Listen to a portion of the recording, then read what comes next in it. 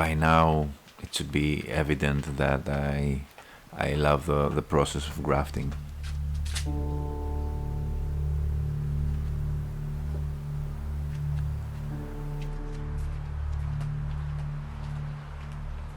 Here is very clear the differences between the species of Japanese black pine, kotobuki, which is a slow-growing mutation found on Japanese black pine, and Senjumaru, which is a slower-growing mutation found on kotobuki, related to their needle sizes.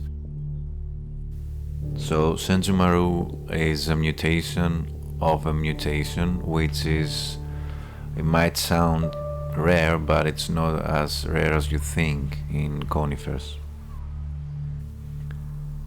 I did not purchase this tree for its appeal or for its potential, but rather for its ability to provide like 100 scions instantly.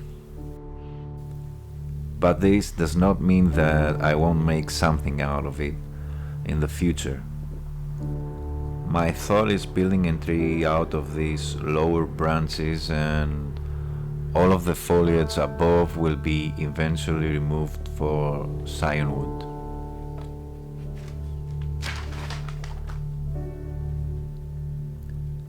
I start by cleaning the pots of the rootstock from weeds and validating that the nebari has not sunk below the soil line. That is where I usually find these pleasant surprises of abundant healthy mycorrhiza.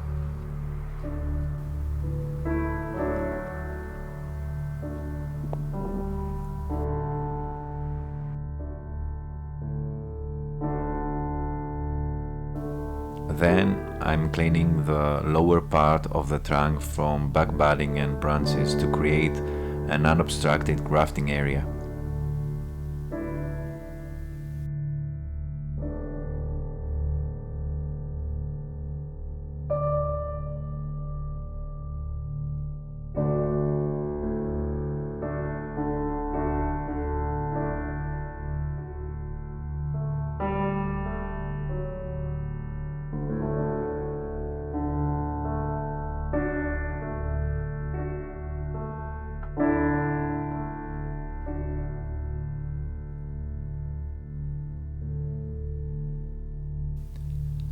I am choosing some scions that will be removed without losing the shape of the tree, just yet.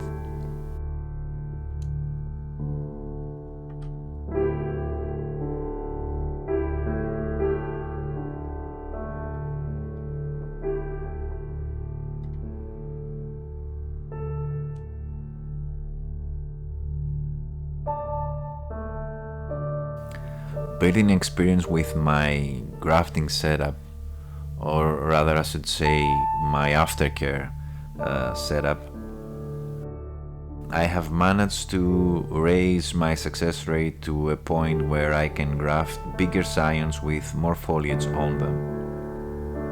They tend to grow faster and give me a pre-bonsai tree to work with much sooner. That is why I'm removing less foliage than the norm. Now, if you practice grafting and you are not able to maintain humidity levels that are close to 100% 24/7 with bright light relatively close to full sun for around 13 to 15 hours per day, I suggest you keep just a few pair of needles instead on the scion. The knife is already sharpened off camera, but probably I will have to sharpen it again mid-session when I feel I need a little bit more force to slice the bark off. So this is going to be a big graft on a relatively thin understock, but in the past I've done bigger grafts with success.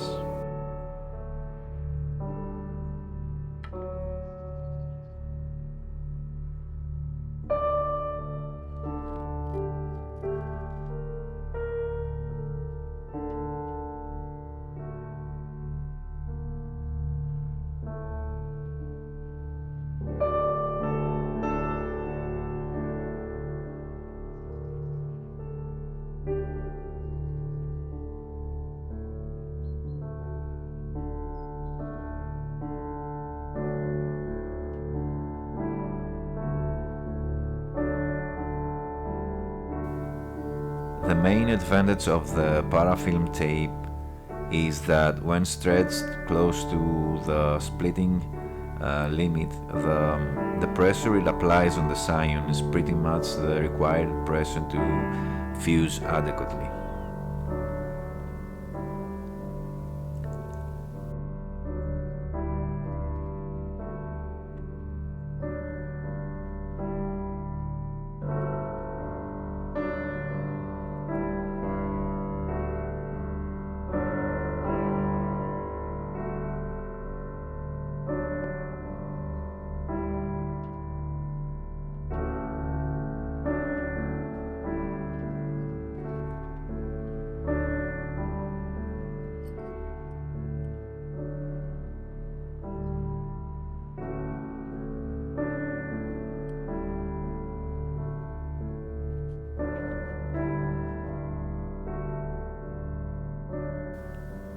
Now I'm going for a more usual size for grafting, where the scion's thickness is just barely smaller than that of the rootstock.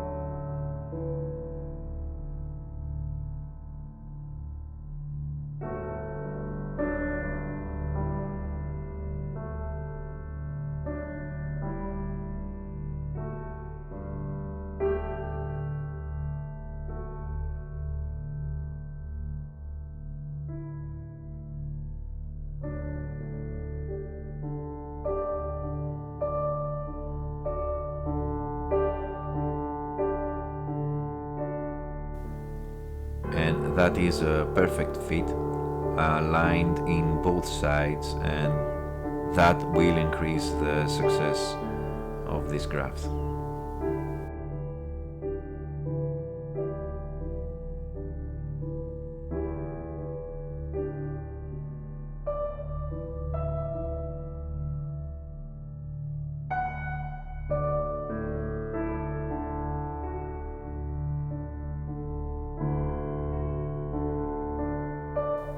The wire I'm using has two purposes. First, to keep the tape in place, and second, it pushes the rootstock to bulge and swell around it, thus accelerating the fusing process.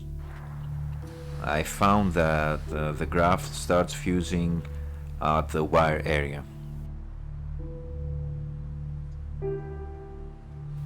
Well, I've said sharpening the knife again, but it's more like straightening the edge, as slashing deforms the very thin metal on the edge.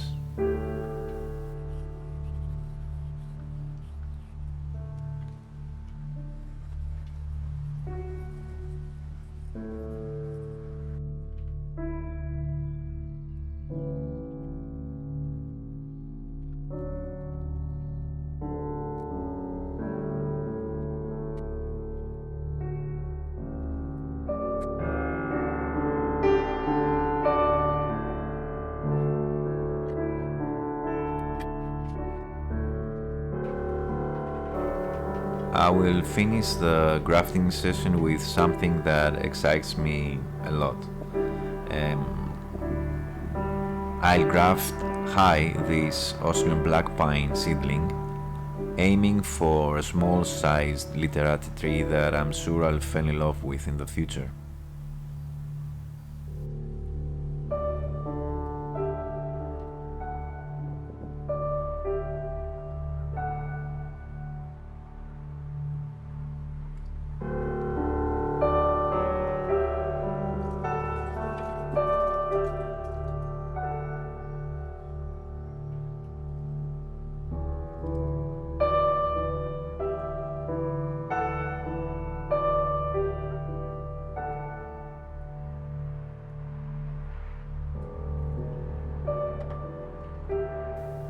Checking the cambium, and it looks better on the far side, so I will align the sign to the back of the cat.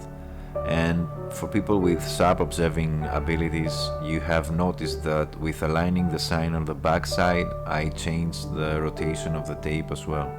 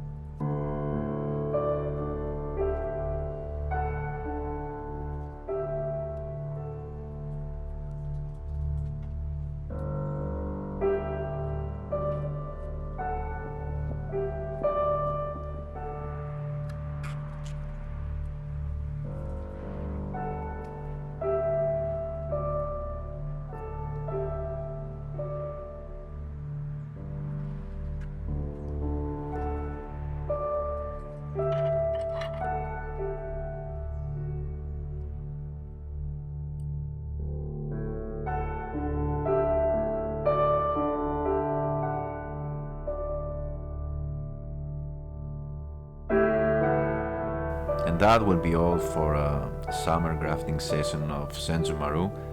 I will make more Senjumaru grafts in early January.